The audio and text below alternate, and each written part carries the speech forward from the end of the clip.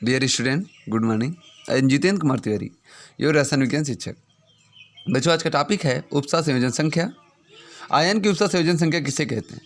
किसी आयनिक ठोस में किसी आयन के चारों ओर उपस्थित विपरीत आवेशित आयनों की संख्या को उस आयन की उपसा संयोजन संख्या कहते हैं।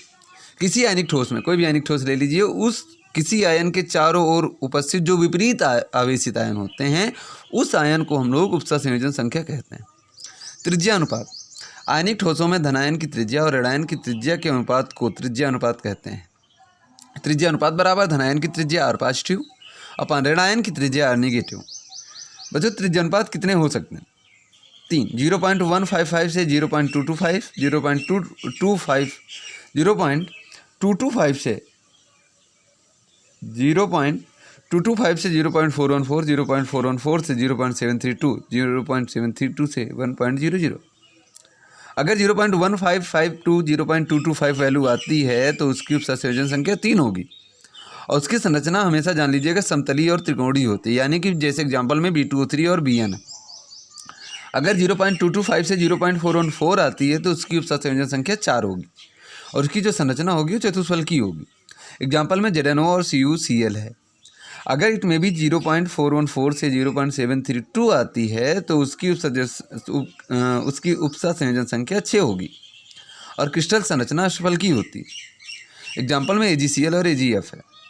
अगर 0.732 से 1.00 आती है तो उसकी उपसा संयोजन संख्या 8 होगी और क्रिस्टल संरचना उसकी BCC होगी। एग्जाम्पल में CsCl और CsBr है। क्रिस्टल संरचना में अपूर्णता या दोष।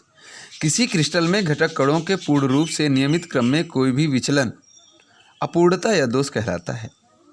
कोई भी क्रिस्टल, उसमें घटक कणों के पूर्ण रूप से जो नियमित क्रम में हैं, अगर उनमें कोई भी विचलन होता है तो उसे हम अपूर्णता या दोष कहते हैं। अब क्रिस्टल दोष कितने प्रकार के होते हैं? तो मुख्य रूप से 3 प्रकार के होते हैं: बिंदु दोष, इलेक्ट्रॉनिक दोष, रेखीय दोष। बिंदु दोष क्या है? बिंदुओं द्वारा उत्पन्न दोष को बिंदु दोष, इलेक्ट्रॉनों द्वारा उत्पन्न दोष को इलेक्ट्रॉनिक दोष, रेखीय प्लेनर तल में जो दोष होता है उसे हम रेखीय दोष कहते हैं। बिंदु दोष 2 प्रकार के होते हैं: स्टाइकियोमितीय दोष, नॉन स्टाइकियोमितीय दोष। स्टाइकियोमितीय दोष जो होते हैं बच्चों 2 प्रकार के होते हैं: सार्टकी और फ्रेंकल, यही दोनों मेन है आपके। और नॉन स्टाइकियोमितीय दोष जो होते हैं वो 2 होते हैं: धातु आधिक्य दोष और धातु न्यूनता दोष। सार्टकी दोष क्या है? यह दोष तब उत्पन्न होता है जब जालक में कुछ जालक बिंदु रिक्त रह जाते हैं। इन रिक्त बिंदुओं को जालक रिक्तियाँ या छिद्र कहते हैं। बच्चों, ये क्रिस्टल दिए गए हैं ए। अब आप जानते हैं कि अगर ए पॉजिटिव तो उससे बी नेगेटिव ऐड होगा, बी नेगेटिव तो ए पॉजिटिव ऐड होगा, ये सारे ऐड होते चले जाते हैं। यानी कि ए बी सारे ए बी दिए गए। यहाँ से हमने क्या किया है कि जब जालक बिंदु से हमने एक ए पॉजिटिव को मूव कर दिया और जब मूव कर दिया तो वो क्रिस्टल जालक से पूरी तरह से क्या हो जाता है? निकल जाता है, धनायन दिखती है। और यहाँ से हमने निगेटिव को मूव, यानी कि सार्टकी दोष का मतलब है कि खुद साइंटिस्ट सार्टकी हैं, उन्होंने ये बताया कि दोष तभी उत्पन्न होगा जब उस जालक से परमाणु क्या होंगे? पूरी तरह से धनायन और ऋणायन एक पूरी तरह से क्या हो जाएंगे? निकल जाएंगे। उसे हम सार्टकी कहते हैं। AgBr KCl। सेकेंड है फ्रेंकल दोष। फ्रेंकल भी एक साइंटिस्ट हैं, इन्होंने भी इसे विस्थापन दोष भी कहते हैं। विस्थापन मतलब अपने स्थान से विचलित होना। यह दोष तब उत्पन्न होता है जब कोई आयन, प्रायः धनायन, जालक बिंदुओं के मध्य अंतराकाशीय स्थान ग्रहण कर लेता है। अंतराकाशीय स्थान का मतलब क्या होता है बेटा? ये बीच के स्थान को अंतराकाशीय स्थान कहते हैं।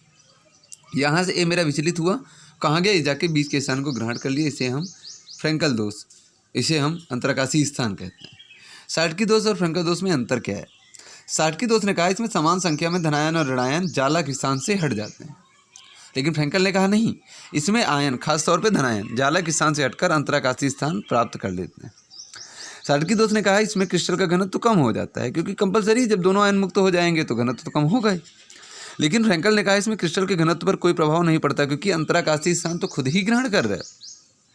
इसमें परावैद्युतांक के मान में परिवर्तन नहीं होता और इसमें परावैद्युतांक का मान बढ़ जाता है। अगर हम इसमें देखें सार्टकी में, तो यह उच्च उपसा संयोजन संख्या वाले ठोसों में पाया जाता है, लेकिन यह निम्न उपसा संयोजन संख्या वाले ठोसों में पाया जाता है।